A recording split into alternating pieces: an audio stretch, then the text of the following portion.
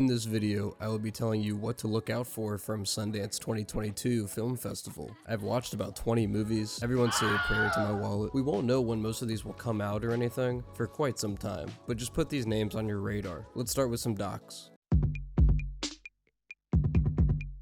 The first movie of the fest was this lovely doc about two married volcanologists that take their passions maybe just a little too extreme. We followed these little celebrities around with their footage from a few decades ago, and the presentation is just so lovely, with narration from Miranda July. Every second of this doc somehow looks like a Wes Anderson movie. These gents are just absolutely nuts. They're standing inches away from lava and flying embers and just don't care. You should see how the lava looks in this film. It is just gorgeous. It was stated from the start of this flick that these two wanted to die to these volcanoes, and it's the only thing worth living for. An excellent piece on what a passion can mean to someone.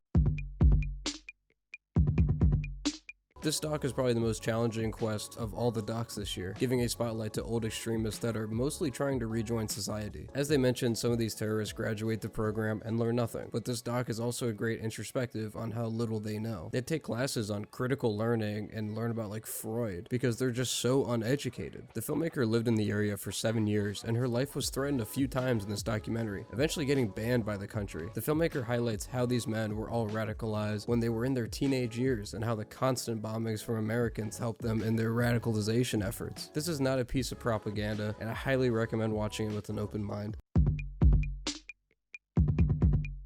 This was my most anticipated from the festival, as it's an A24 purchase film with Colin Farrell and a director I do not know enough about, Kogonada. After Yang is about a futuristic scientific world where people can purchase Asian clones slash robots for their children, kinda as family members slash babysitters. A little bit ambitious, but I love the thematic punches in this film. Colin Farrell goes on a mission to save their robot named Yang, who is malfunctioning. The journey we follow is an interesting introspective on what humans find important in their life and the grieving process. There's this powerful idea in this film where we see the most important 5 seconds in the robot's life, and it's just beautiful. As for the technicals, the cinematography was gorgeous, and I love how it felt so otherworldly. They shot this in Europe during the pandemic. Had tears in my eyes for about 30 minutes. It might have the same impact on you. Go check it out whenever you can.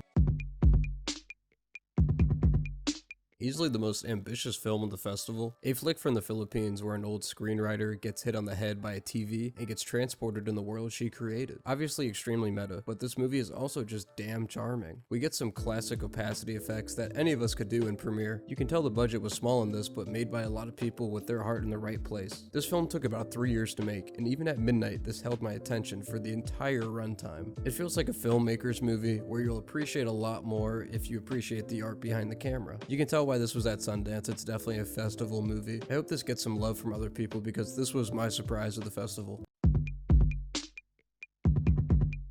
Probably the best film within the festival, but I don't want to dwell on this one too much. We get a very non-tropey romance movie set in 12 chapters about a woman with pretty bad millennial decision making. You might call her stupid, but these are hard decisions for millennials. Beautifully shot with a lot of ambitious scenes, and the 12 chapters gives a great sense of pacing to this film. Some chapters are 5 minutes, some are 20 minutes, so it doesn't really provide you with a timestamp, more so just progression within the story. No film felt more human in a while than this film right here. There were other films worth watching that I'll eventually mention, but for now, this is all you get. I hope you enjoyed this video and go find these movies when they come out. If you are still here, go check out my last video. Maybe sub, maybe not. Good night.